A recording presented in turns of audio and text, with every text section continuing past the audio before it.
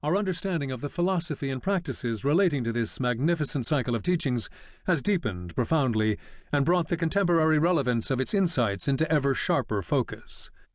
We now have a much expanded knowledge of the symbolism through which the understandings related to the nature of consciousness and human experience are presented. We now understand the subtle meditative techniques used as the vehicle for exploring the nature of our mental and sensory processes, and we have a deeper knowledge of the origins of the text.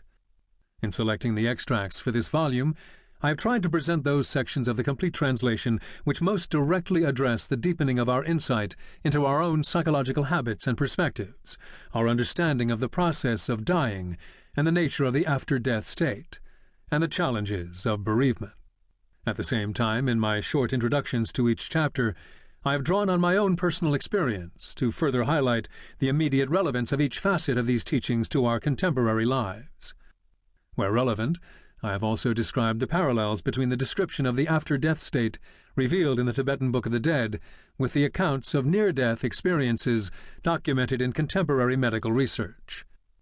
As the Dalai Lama discusses in his introduction, which follows, meditative techniques, both for developing the ability to focus attention on the processes of one's own mind and senses, and for penetrating deeper into the nature of our sensory and mental processes, lie at the core of the higher meditative practices of Tibetan Buddhism.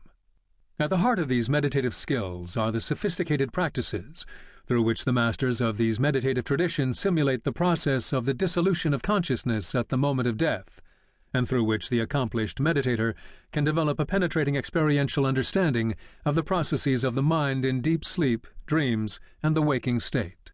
These highly refined and polished contemplative skills have been part of the daily practice of generation after generation of great masters for more than 2,000 years. Still today, when deepening their understanding of the processes of consciousness, it is not unusual for accomplished practitioners to remain in solitary retreat for sustained periods of up to 30 years. It is the disciplined application of these meditative practices which is the source of the insights presented in this cycle of texts. Within a literary context, we now know that the ultimate source of the insights presented in the Tibetan Book of the Dead was first described in the root text on which the Tibetan Book of the Dead is based, the Guyagarbha Tantra. The Guyagarbha Tantra is thought to have been originally composed in the 6th century by the Buddhist masters King Indrabhuti and Kukaraja from Sahor in northwest India. The Tantra text itself describes its source as a revelation received by the king while in retreat from the primordial Buddha Samantabhadra. According to this lineage of Tibetan Buddhism, Samantabhadra is the meditational deity who is the embodiment of pure awareness, the natural purity of mental consciousness.